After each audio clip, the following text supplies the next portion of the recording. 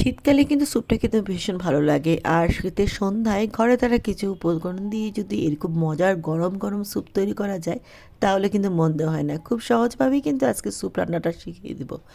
এখানে আমি পানি বসিয়ে দিলাম, তাতে দিয়ে দিলাম রসুন কুচি আর দিলাম আদা বাটা, দুটো মুরগির মাংস দিয়ে দিলাম, ব্রেস্ট পিস আর লেগ পিস সহ দিয়ে দিলাম। তারপর একটু লবণ দিয়ে সিদ্ধ করে নিব। মুরগিটা যখন সিদ্ধ হবে তখন আমি ছেঁকে নিব, সাথে রসুন কুচিগুলোও নিয়ে নিলাম। এরপর এই পানির মধ্যে আমি দিয়ে দিব গাজর কুচি, তারপর বাঁধাকপি কুচি, পরিমাণ বাড়িয়ে দিতে পারেন।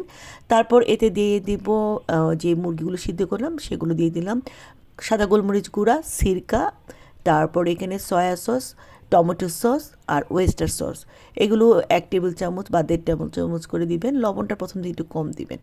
এরপর এদিকে যে স্যুপ মিক্সারগুলো পাওয়া যায় সেটা একটা নিলাম, তার সাথে 2 টেবিল চামচ পরিমাণ দিলাম কর্নফ্লাওয়ার আর একটু পানি দিয়ে আমি এটা মিশিয়ে নিলাম।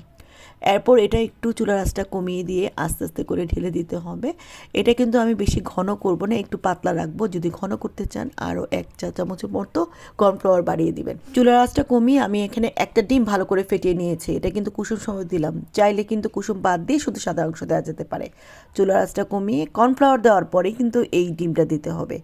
তারপর এটা আর বেশিক্ষণ রাখবো না, আমি 1 মিনিটও রাখবো না, প্রায় 15-20 সেকেন্ড রেখে তারপরে যে আমি এটা বন্ধ করে দেবো, মানে জাস্ট ডিমটা একটু সিদ্ধ হলেই হয়ে গেল। এরপর আমি দিয়ে দিব একটা সার্ভিং ডিশে নিয়ে নিলাম গরম গরম মজাদার স্যুপ।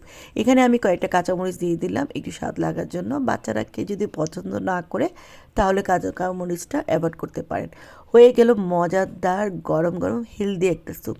আজকের রেসিপিটা কেমন লেগেছে? আশা করি আপনারাও তৈরি করতে পারবেন ঘরে থাকা কিছু উপকরণ।